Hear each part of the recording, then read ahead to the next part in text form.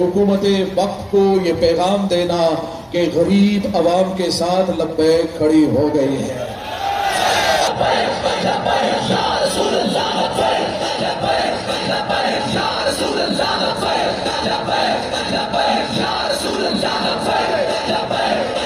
اور ہم آپ کو انشاءاللہ یقین دلاتے ہیں غریب عوام کو اس جو دلدل میں موجودہ نااہل اور گزرے ہوئے نااہل حکمرانوں نے جس دلدل میں پھنسایا ہے، انشاءاللہ لبیک کا نعرہ لگا کر ہم ان کو باہر نکالیں گے انشاءاللہ. اور حکومت وقت کو یہ بات پوچھ رہے ہیں کہ IMF سے جو معاہدہ ہوا عمرانی حکومت نے کیا یا شہبازی حکومت نے کیا؟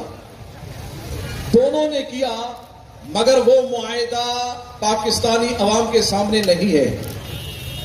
ہمارا یہ مطالبہ ہے ان سے کہ وہ جو IMF سے مطالبہ ہوا ہے، جو جن شرائط پر معاہدہ ہوا ہے، وہ معاہدہ پاکستانیوں کے سامنے لایا جائے، کیونکہ ان تاجروں کو بھی معلوم نہیں کہ کیا معاہدہ ہوا، عوام کو بھی معلوم نہیں کہ کیا معاہدہ ہوا، پاکستانی عوام کو معلوم نہیں کہ کیا معاہدہ ہوا.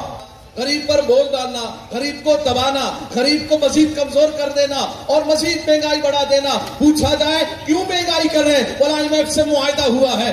کیا معاہدہ ہوا ہے؟ غریب کو مزید پریشان کرنا ہے. بولا ہاں پر نہیں معاہدہ ہوا ہے. میں نے کہا یہ کیسا معاہدہ ہے؟ بولا وہ قرض نہیں دیں گے، ہم نے معاہدہ کیا ہے تب ہمیں قرض ملا ہے. میں نے کہا دنیا میں تو ہم نے یہی دیکھا ہے اور یہی دستور ہے اور یہی طریقہ ہے. کوئی جب پریشان ہو کسی سے جب قرض لیتا ہے تو قرض لینے کے بعد اس کی پریشانی ختم ہوتی ہے؟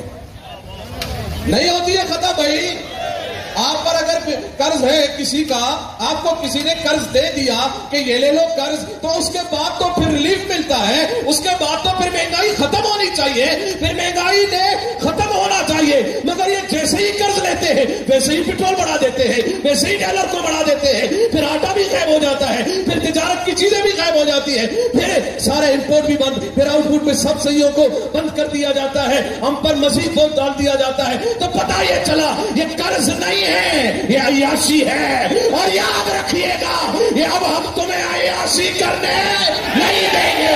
IMF کا معاہدہ لا منظور، IMF کا معاہدہ، IMF کا معاہدہ، IMF کا معاہدہ اور IMF کا معاہدہ قوم کے سامنے لایا جائے، قوم کو بتایا جائے کہ کیا معاہدہ کیا گیا ہے اور کس طرح کا معاہدہ کیا ہے. ہمیں خدشہ ہے، بلکہ ہمیں تو تم پہ یقین بھی ہو رہا ہے کہ ہم نے اپنا پیٹ کاٹ کے، ہم نے اپنی اتنی پریشانیاں جو ہر طرح کا تم نے تاجروں پر عوام پر ٹیکس ڈالتے دبا کر اس حالت پہ لائے ہو.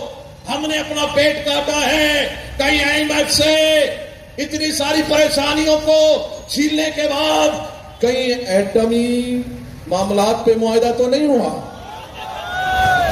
ہمیں IMF کا معاہدہ چاہیے،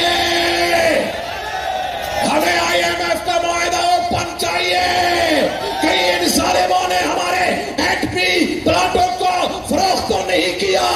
اگر نہیں کیا ہے، اگر تم سچے ہو، اگر تم ٹھیک ہو، اگر تمہارے اندر جرأت ہے، حقیقتاً تم صحیح سمت پر ہو، تم نے صحیح معاہدہ کیا ہے، تو چوروں کی طرح IMF کا معاہدہ مت چھپائیے گا.